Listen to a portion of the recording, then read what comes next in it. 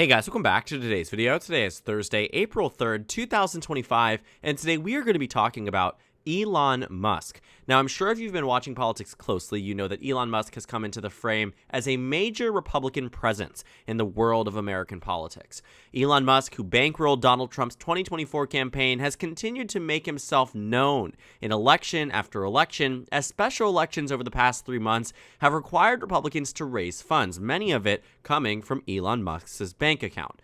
Now, Elon Musk, as the wealthiest man in the world, now has an office in the White House, is a close ally and advisor of President Donald Trump.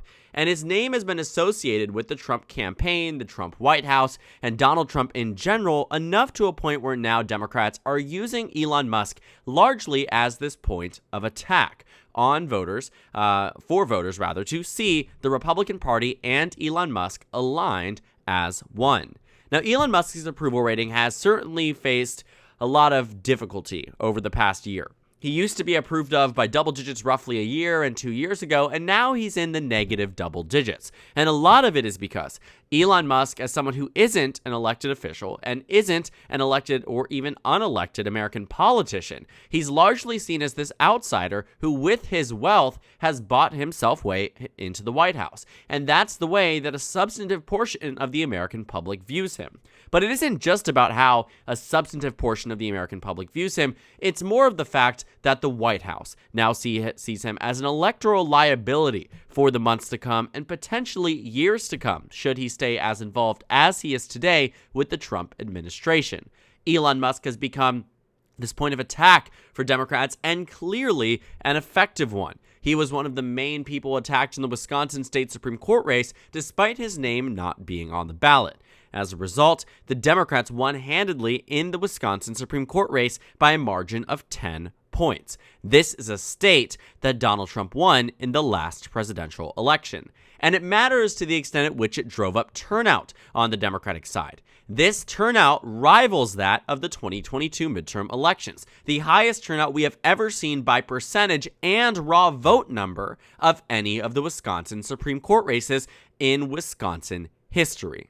And so when we think about the way that Elon Musk engages with the American public, engages with the electorate, he has become this enemy, even in some cases amongst Republicans. And now Donald Trump is telling his inner circle that Elon Musk is going to leave soon, enough so that we're seeing direct pushback from Fox News saying that Elon Musk is not leaving yet and will wrap up work once scheduled. But the idea for Elon Musk, seemingly, was that he was going to stay in this position for the entirety of Trump's 4 years and potentially even longer, depending on whether or not Vance gets elected, or another Republican is elected with the help of Elon Musk.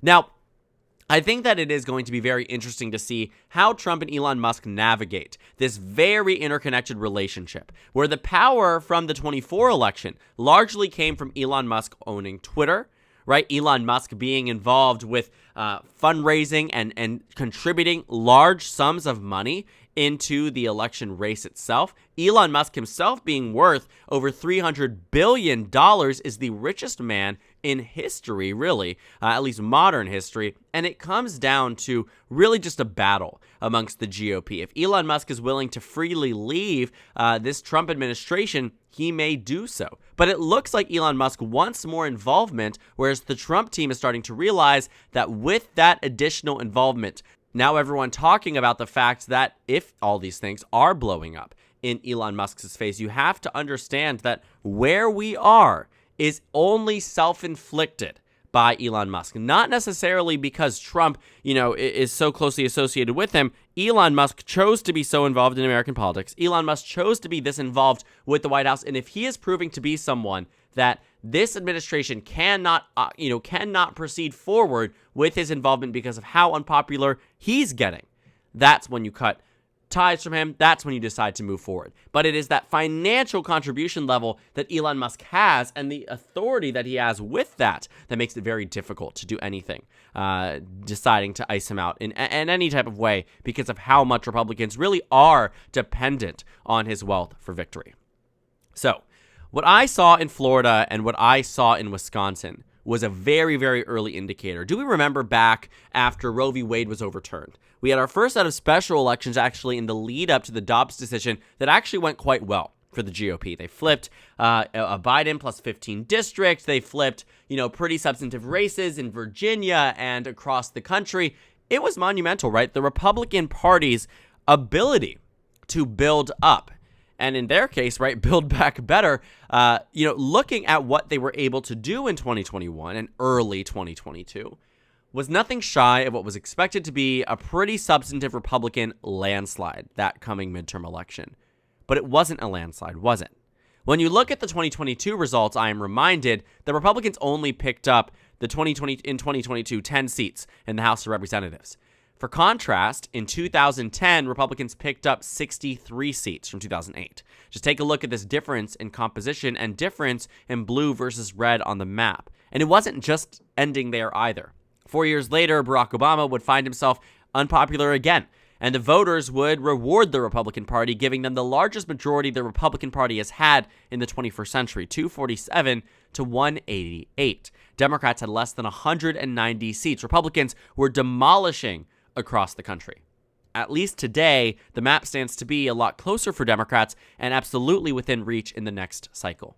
But I mentioned 2022 because of the early warning signs that we saw that showed the Democrats were actually going to have a much better chance at not only maintaining House majority, or House seats rather, but also expanding their seats in the U.S. Senate, to which they did well.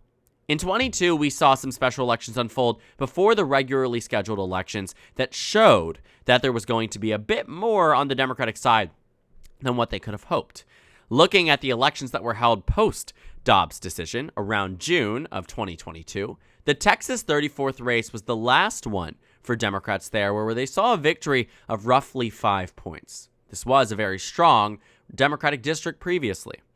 Regardless, looking at Texas 34, then came in Nebraska's first, a district that Trump would end up winning by 15 points in 2024 that the Republicans won by just 5.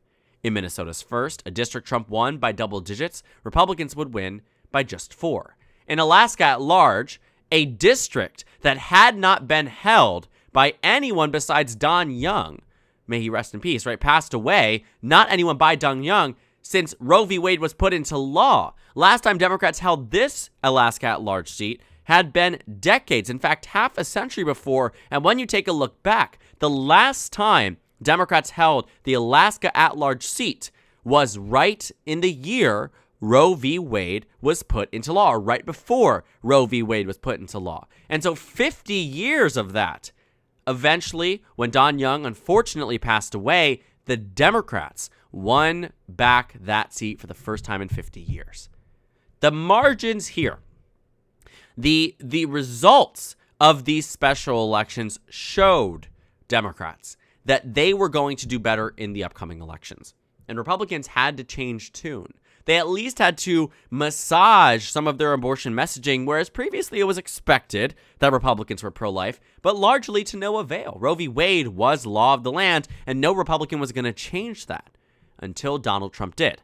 I say all of this to say that it is Elon Musk who was giving the Republican Party the early warning signs of what 2026 might look like, especially with his involvement. Politico has a great article here that you can find read by or written by Elena Schneider, where she talks about this new electoral strategy that Democrats are utilizing in Wisconsin that might be replicated elsewhere. And it didn't really just end to Wisconsin. We saw a lot of digital ads and a lot of push for this, not only here, but across states like Pennsylvania and Virginia and Florida, which had their own fair share of special elections as well. But even then, looking at what they discuss here, it is all about the association of Elon Musk. It's all about building out this anti-oligarchy standpoint rather than just anti-Trump.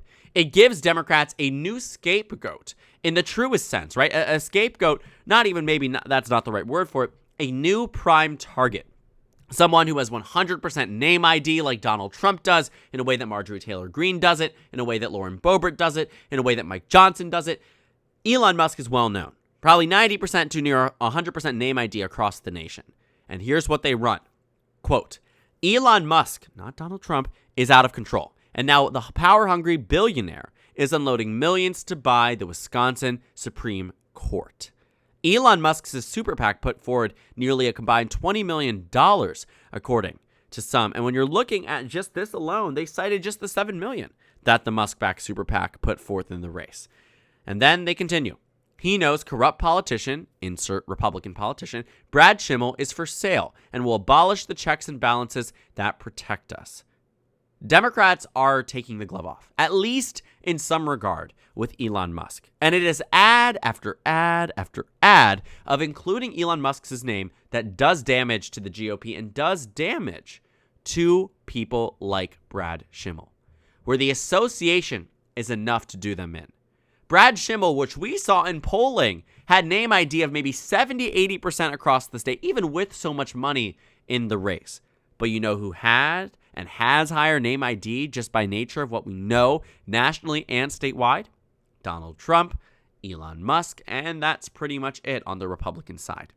That matters to voters. Elon Musk is not someone that people revere or respect in the same way they did a year ago, and that's what's damaging for the GOP.